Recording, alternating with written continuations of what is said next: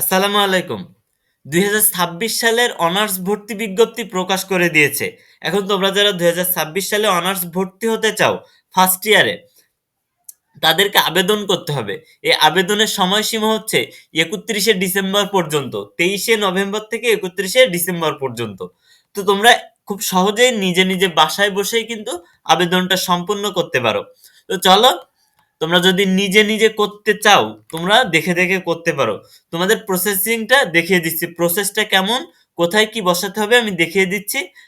ঠিক সেম ভাবে তোমরা বসিয়ে তোমরা আবেদনটা নিজে বাসায় বসেই করতে পারো। প্রথমত তোমরা চলে আসবে ন্যাশনাল ইউনিভার্সিটির ওয়েবসাইটে।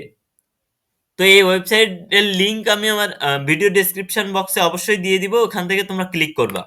করার পরে এরকম আসবে। এরকম আসার পর তোমরা দেখবা যে অনার্স, এই যে অনার্স লেখা আছে, অনার্সের উপরে এরকম থাকবে। থাকার পর অ্যাপ্লাই নাও বাটন আছে, দেখো। অ্যাপ্লাই নাও বাটনে ক্লিক করতে হবে তোমাকে একটা। অ্যাপ্লাই নাও বাটনে ক্লিক করলে দেখো এরকম একটা পেজ ওপেন হবে। দেখো, এই পেজের ভিতরে তোমাকে ফার্স্ট স্টেপে কি করতে হবে জানো? দেখো, এই যে ঠিক এরকম না, দেখো তো। হ্যাঁ, এরকমই। তো ফার্স্টে তোমার রোল নম্বরটা বসাতে হবে। এখানে তোমার রোল নম্বর বসাতে হবে। দেন তোমার রেজিস্ট্রেশন নম্বরটা এখানে বসাতে হবে। তার মানে এখানে তোমার এসএসসির, এই দেখো এসএসসি আর ইকুইভ্যালেন্ট ইনফরমেশন, তার মানে এসএসসি অথবা সমমান, এসএসসি সমমান তোমার এখানে ইনফরমেশন দিতে হবে। তো এখানে এসএসসিটা দিয়ে দিবা, রোল, এসএসসি রেজিস্ট্রেশন নম্বর দিয়ে দিবা। এরপরে বোর্ড সিলেক্ট করবা, তুমি কোন বোর্ডের স্টুডেন্ট সেটা সিলেক্ট করবা। করার পর তুমি কোন সালে পাস করছো সেটা সিলেক্ট করতে হবে তোমাকে। সিলেক্টের অপশানে গিয়ে দেখবা দুইটা সাল আছে, 22 আর 23। তুমি যে সালে আসো, তুমি যে সালে এসএসসি পরীক্ষা দিয়েছো ওই সালটা এখানে সিলেক্ট করবা। করার পর দ্বিতীয় যে অপশনটা এইচএসসি আর ইকুইভ্যালেন্ট ইনফরমেশন, এইচএসসি অথবা সমমান যে ইনফরমেশনটা এখানে দিতে হবে। তো এইচএসসি রোল নম্বর দিবা, এখানে বসাবা, রেজিস্ট্রেশন নম্বর বসাবা এবং বোর্ড সিলেক্ট করবা এই পাশের মতো, এবং পাসিং ইয়ারটাও এখানে সিলেক্ট করবা। করার পর তোমাকে নেক্সট বাটনে ক্লিক করতে হবে। তোমার নেক্সট বাটনে ক্লিক করলে দেখো এরকম একটা পেজে নিয়ে আসবে। এই যে সেকেন্ড স্টেপে, এই যে সেকেন্ড স্টেপে ক্লিক করলে এরকম একটা ইয়ে নিয়ে আসবে। দেখো, ধরো তুমি রোল দিছিলে 14-08-31 তোমার রোল, রোল নম্বর, তারপর তুমি তোমার বোর্ড সবকিছু ঠিকঠাক আছে কিনা সেটা দেখাবে। সবকিছু এখানে দেখা যাবে, তোমার নামও দেখা যাবে। যেহেতু তুমি এখানে এই যে রোল নম্বর দিয়েছো, এই রোল নম্বর ধরে তোমার নাম এরা বের করে ফেলবে। করার পর এরকম দেখাবে পার্সোনাল ইনফরমেশন, এরকম দেখাবে।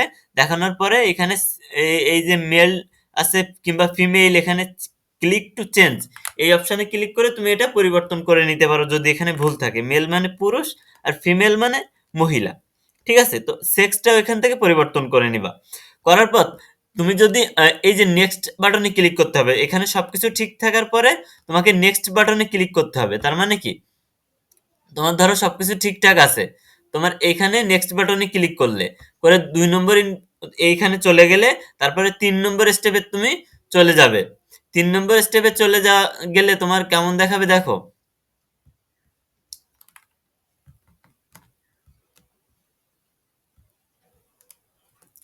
এই যে 2 নম্বর স্টেপ, এটা এই যে 2 নম্বর স্টেপে চলে আসলে এরপরে 3 নম্বর স্টেপ।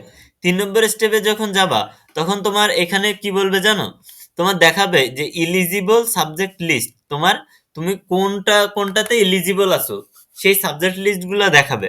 দেখানোর পরে দেখো সিলেক্টেড ডিভিশন, এই যে সিলেক্টেড ডিভিশনের এখানে ক্লিক করলে এই যে এইখানে যদি তুমি ক্লিক করো তাহলে যে ডিভিশন, ওই ডিভিশনটা তোমাকে সিলেক্ট করতে হবে। এরপরে দেখো নিচে আছে ডিস্ট্রিক্ট, পরে তোমার ডিস্ট্রিক্টটা সিলেক্ট করতে হবে। করার পরে তোমার ডিজায়ার্ড কলেজ, ওই তোমার ওই যে ডিস্ট্রিক্ট এবং ওই ডিভিশনের ভিতরে কোন কলেজটা তুমি চাও যে ওই কলেজে আমি আবেদন করব, ওই কলেজটা এখানে সিলেক্ট করতে হবে। করার পরে দেখো ডান পাশে প্রিফারেড সাবজেক্ট লিস্ট, তার মানে এই পাশে যে কলেজ তুমি সিলেক্ট করেছো ওই কলেজে কোন সাবজেক্টগুলো আছে সেটা দেখাবে। এখানে 14-15টাও দেখাতে পারে অথবা 10টাও দেখাতে পারে, ওই কলেজ অনুযায়ী কলেজে যে কয়টা সিট আছে এবং যে কয় সাবজেক্টের অনার্স করানো হয়। ঠিক আছে, তো তোমার কি করতে হবে, এই যে প্রিফারেড সাবজেক্ট লিস্ট এখানে দেখাবে।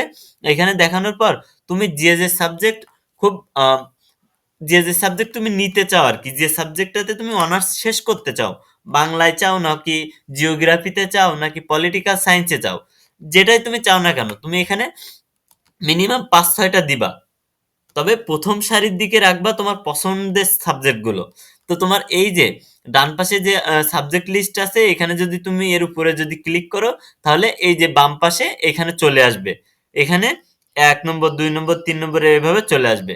দেখো এই এই যে ডান পাশে এই যে সাবজেক্ট গুলো থাকবে এখানে একটা ক্লিক করবা, করলে ওই সাবজেক্টটার এই যে বাম পাশে এখানে চলে আসবে। আসার পর তোমার সাজিয়ে নিবা। ঠিক আছে? সাজিয়ে নিবা। চেঞ্জ করতে হইলে দেখো এই যে চেঞ্জের অপশনও আছে। তুমি ডান পাশে এখান ধরো এর উপরে ক্লিক করলে এই পাশে চলে আসলো। এখন তুমি চাচ্ছ না তুমি ১ নম্বরে অন্য আরেকটা দিতে চাও। তাহলে যেটা ১ নম্বরে আছে ওর পারে ক্লিক করলে ওটা চলে যাবে। ঠিক আছে? তো তারপরে তুমি সবকিছু ঠিকঠাক থাকলে নেক্সট বাটনে ক্লিক করবে। যে প্রিভিয়াস এর ডান পাশে নেক্সট বাটনে আছে ওখানে ক্লিক করবে। করার পর তুমি যে ৪ নম্বর অপশনে চলে আসলে সবকিছু ঠিকঠাক থাকার পর তুমি যে মুক্তিযোদ্ধার সন্তান কিংবা মুক্তিযোদ্ধার কোনো নাতি-পুতি কিনা সেটা তুমি কি কোনো কোটায় আবেদন করতে চাচ্ছ কিনা সেটা দেখাবে। তোমার কি কোটা আছে? Do you want to apply for quota? তুমি কি কোটার জন্য এপ্লাই করতে চাও? তখন তুমি যদি তোমার কোটা থাকে তাহলে ইয়েস দিবা, আর নো কোটা যদি না থাকে তাহলে নো দিবা। বেশিরভাগ মানুষের কোটা থাকে না। সুতরাং বেশিরভাগ মানুষেরই আসবে নো। অত সুতরাং নো দিবা, আর যাদের কোটা আছে তারা ইয়েস দিবা। ঠিক আছে? ইয়েস দেওয়ার পর দেখো সিলেক্ট ডিজায়ার্ড কোটা। তুমি কোন কোটার মানে তোমার কোন কোটাটা আছে আরকি। ফ্রিডম ফাইটার কোটা না আদিবাসী কোটা নাকি প্রতিবন্ধী কোটা? যেটাই থাকো এই যে ডান পাশে এই যে খালি ঘরে চাপ দিয়ে একটা ক্লিক করে ওইখানে তোমার টিক মার্ক দিতে হবে।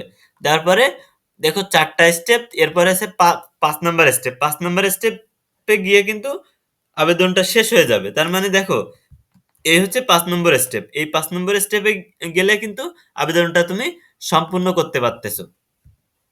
তো দেখো এই ৫ নম্বর স্টেপ এখানে। স্টেপ ৫ এ এসে এই যে নেক্সট ক্লিক করতে হবে। এখানে কোটা থাকলে দিবা ইয়েস, না থাকলে নো দিয়ে নেক্সট বাটনে ক্লিক করবা। করার পর তোমার এরকম অপশনে নিয়ে আসবে। এরকম অপশনে নিয়ে আসবে, বলবে আপলোড ইওর ফটো, একটা ফটো আপলোড দাও। তখন তোমার একটা সুন্দর ফটো যেখানে ২ কান দেখা যাচ্ছে এরকম ফটো তোমাকে এই যে আপলোড ইওর ফটো এখানে ব্রাউজে ক্লিক করে তোমার ফোন অথবা ল্যাপটপ থেকে কিংবা কম্পিউটার যেখান থেকেই তুমি যেভাবেই তুমি যে আ ডিভাইসের মাধ্যমেই তুমি আবেদন করো না কেন ওই ডিভাইসে একটা ছবি রাখবা তোমার। যেখানে ২ কান ভালোভাবে বোঝা যায়, নিজের ফেসটা ভালোভাবে বোঝা যায়। ঠিক আছে? আর ব্যাকগ্রাউন্ডে যেন সাদা কালার থাকে। ওকে? এরপর তোমার মোবাইল নম্বর চাবে। তোমার এই মোবাইল নম্বর দিয়েই কিন্তু সবকিছু নিয়ন্ত্রণ করা হবে। সুতরাং এই মোবাইল নম্বরটা তোমার নিজস্ব, তুমি যেটা ব্যবহার করো সেই নম্বরটা এখানে দিবা। দিয়ে দেখো এই যে এখানে কিন্তু আরেকটা বিষয় আছে। এখানে তোমার ছবির জন্য ছবির সাইজ হবে ১২০ পিক্সেল, আ ১২০x১৫০ মেগাপিক্সেল। এই যে হবে জেপিজি ফাইল ফরম্যাট হবে। ঠিক আছে? তো এখানে তোমরা ব্রাউজে ক্লিক করে এটা ছবিটা দিয়ে নিবা। দিয়ে নেওয়ার পরে এই যে নেক্সট বাটন এনেবল হবে। নেক্সট বাটনে ক্লিক করবা। তার আগে তারা বলে দিবে যে প্রিভিউ অ্যাপ্লিকেশন। এই যে প্রিভিউ অ্যাপ্লিকেশনে গেলে তোমার সবকিছু ঠিকঠাক আছে কিনা সেটা দেখাবে। এরকম সবকিছু ঠিকঠাক আছে কিনা তুমি একবার দেখে নিবা। তোমার নাম, বাবার নাম, মায়ের নাম সবকিছু ঠিকঠাক থাকলে, তুমি কোন কলেজটা চয়েস দিছো সবকিছু ঠিকঠাক থাকলে এরপর তুমি এই যে ডান পাশে সাবমিট অ্যাপ্লিকেশন বাটন, এই বাটনে ক্লিক করে দিবে। ক্লিক করলেই তোমার কাছে এরকম একটা জিনিস চলে আসবে যে ইওর অ্যাডমিশন রোল এত চলে আসবে এবং ইওর পিন নম্বর এত চলে আসবে। আসার পরে তুমি এই যে পিন নম্বর আর অ্যাডমিশন রোল নম্বরটা তুমি এটা সেভ করে রেখে দিবে। ওকে? সেভ করে রেখে দিবে, আর ডাউনলোড অ্যাডমিট কার্ড, এই অ্যাডমিট কার্ডটা ডাউনলোড করে রেখে দিবে। ওকে? তুমি এই যে অ্যাডমিশন রোল আর এই যে পিন নম্বর না দিলে কিন্তু তোমার এটা সেভ না রাখলে কিন্তু পরে গিয়ে সমস্যা হবে। এখানে এসে তুমি কিন্তু লগইন করতে গেলে ঝামেলায় পড়বা।